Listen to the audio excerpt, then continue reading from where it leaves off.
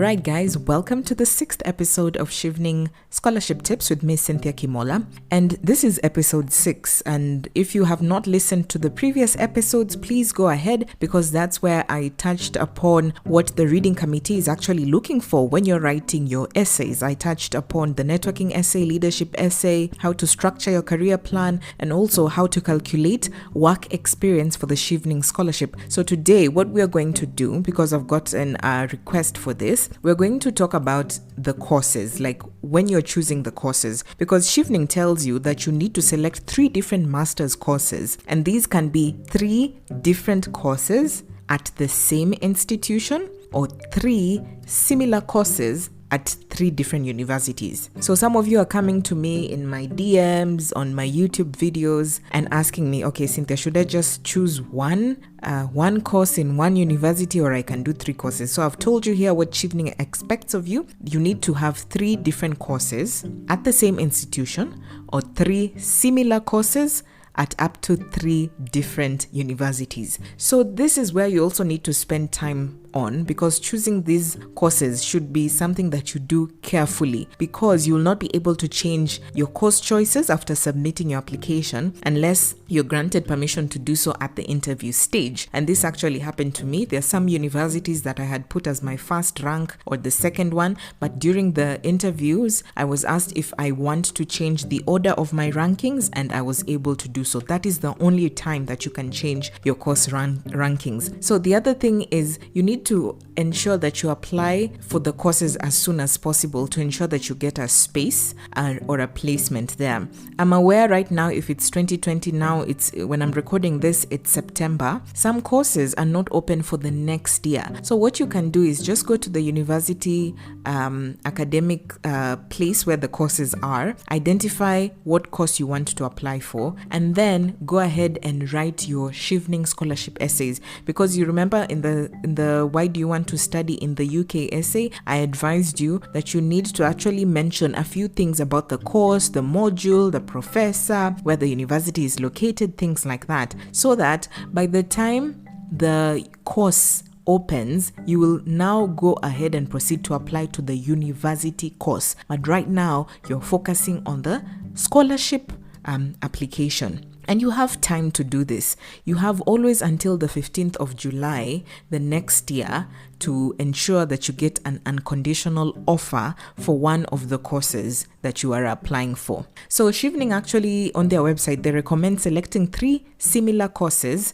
at 3 different universities to increase the likelihood that you'll gain entry into one of them. And they say that you should note that the course titles don't have to match exactly, but all 3 courses should kind of have similar content, and you should select courses that reflect your current or future career goals. Because you remember, when you're going to write your career plan essay, you're going to mention why you are studying the subject that you're studying and how it's going to propel you into what exactly you want to achieve in your career. And also having a clear understanding of why you want to study something will actually ensure you write spectacular essays, especially the why do you want to study in the UK essay, because you will have done minimum or the basic research required about that particular course. So the other question I usually get a lot is, Cynthia, what is an unconditional offer?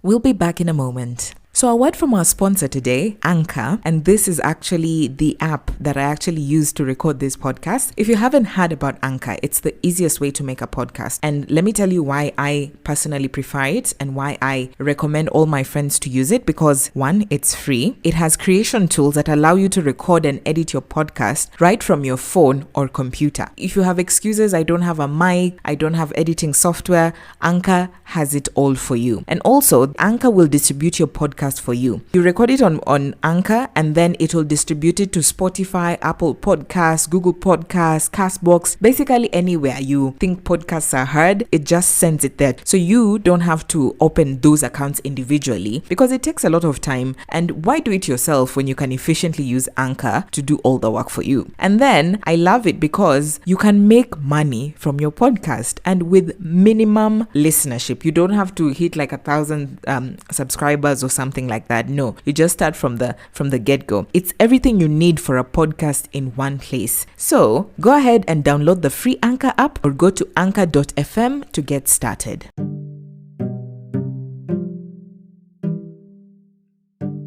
Because Chevening wants you to have at least one unconditional offer. So the Chevening Secretariat always say that an unconditional offer is an offer that you get from a university without any conditions. Like, you don't have a condition of you need to pay a deposit. You don't have a condition of you need to do an English test, and also conditions that you only get admission after you've sent original documents, because there are some universities admissions which actually require so much from you. So Chevening wants you to ensure whatever you're going to do, email them or whatever. What happened to me when I got the conditional offer of me paying a deposit, all I had to tell them was, listen, I'm applying for the Chevening scholarship and I'm going to get this scholarship. So I need you to remove the conditional bit, because I will not even be considered for the scholarship if I have a conditional offer. And they were able to listen to my case, and it was overturned, and they later sent an unconditional offer that I was able to upload on the portal. So remember, you should ensure that you have met all the university requirements well in advance of Chevening's deadline for the unconditional offers, which is 15th of July of the next year. All right, so now we are in 2020. So by 15th July 2021, you should have had all your unconditional offers, one or all three of them, and upload them as evidence for your unconditional offer. All right. And then the other thing you should remember, you're not permitted to meet a university's English language requirement by enrolling in, signing up for, or paying a fee for a pre-sessional English course. So to make it easier for you to understand, there are some universities which tell you, okay, we are going to give you an unconditional offer only after you have done a pre-sessional English course, which usually takes maybe a month or 2 months. So if the university tells you that, Chevening cannot accept it, even though you'll do during our time we were doing IELTS. Right now IELTS has been removed. You don't need to do an English test anymore, thank God. But if a university tells you that, try and negotiate with them and tell them, like, listen, if you put that English requirement test for me to do in order to get an unconditional offer, then I will have to forfeit the scholarship that I've applied for. Please just overturn that, overrule that, because I've learned in English, if that's what you've done in high school. I have good grades in English. Look at my bachelor education. We were taught in English. Just try all you can to ensure that they overturn this. And also, if they don't, then you have time. That's why I'm telling you to start applying early. If that university is not budging, then apply to another university as well. And as I told you, once you get to the course, the interview stage, you'll be able to change the university that you wanted to go to. So what courses are eligible for the Chevening scholarship? So in order to be eligible, the courses you choose must be full-time, and they should be courses that are starting either in September or October. So this is the autumn terms. Anything that you're choosing that the course may be starting in January or something of the sort, it's not applicable. So ensure that these are courses that are starting in autumn, which is usually September and October. And then the course that you're choosing needs to be a taught master's, not a research focused program. Okay, so once you go to the various universities admission pages, or when you go to the courses, you can see that sometimes they're divided into taught masters and research masters. So for Chevening, you must choose the taught masters program.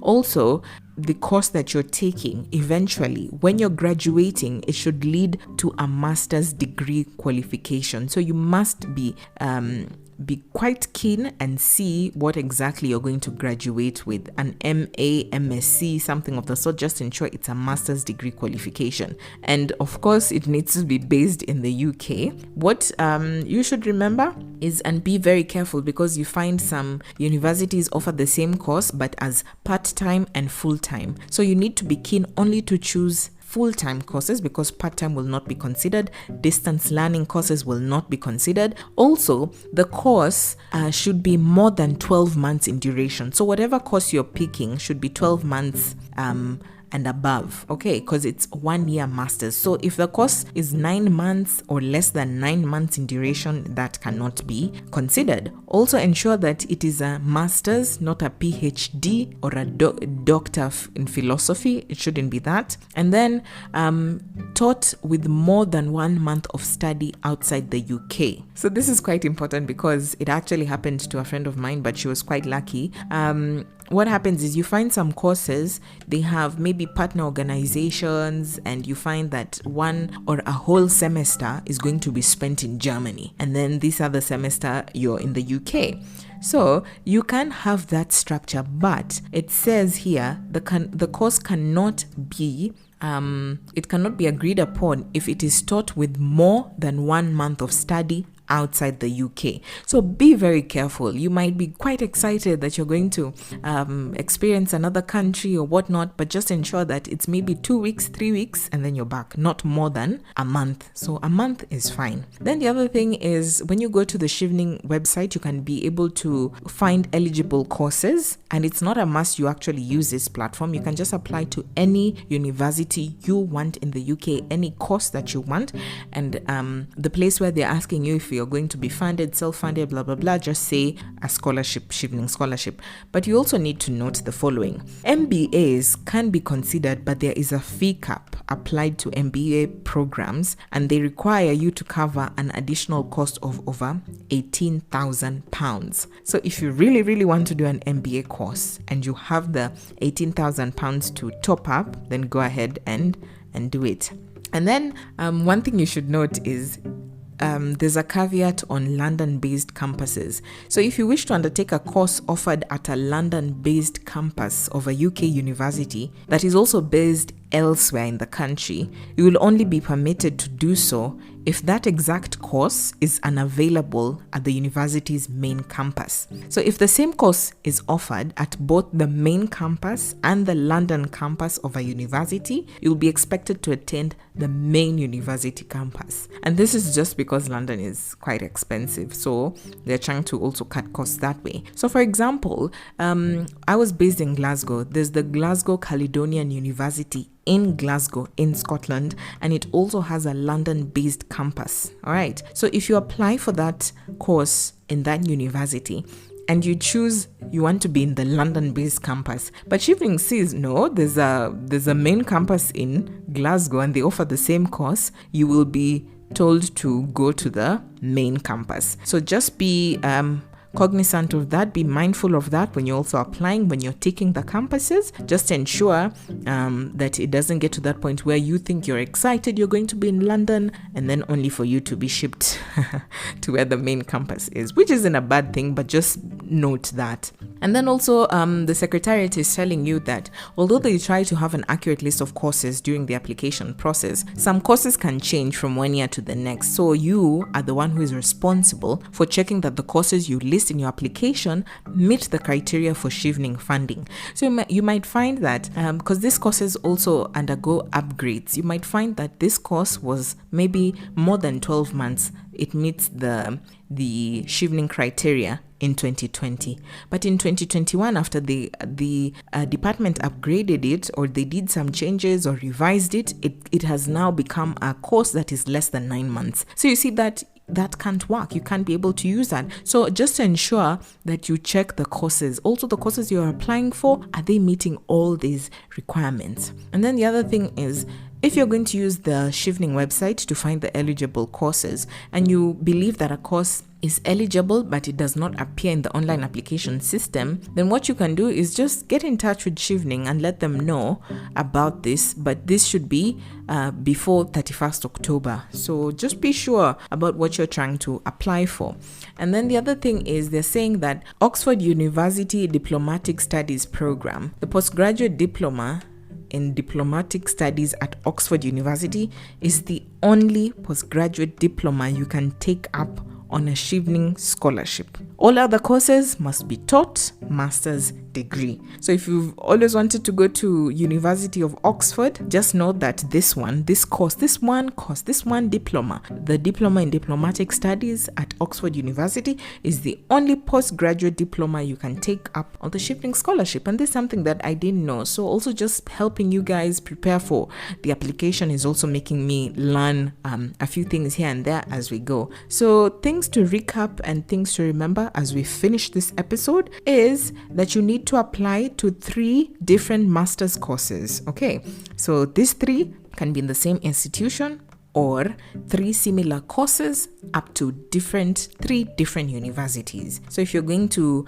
learn maybe communication development, you can apply to the 3 different courses at maybe University of Sussex, if that's where you want to go, 3 different courses under that department, or apply for the same course, communication development, at University of Glasgow, University of Strathclyde, and University of East Anglia, something of the sort. And then something else that you need to remember, it needs to be a taught master's. It needs to start in autumn, September, October. It should lead you to a master's degree qualification, except the Oxford one here, which is the only diploma it's diploma in diplomatic studies at Oxford University that Chevening actually offers.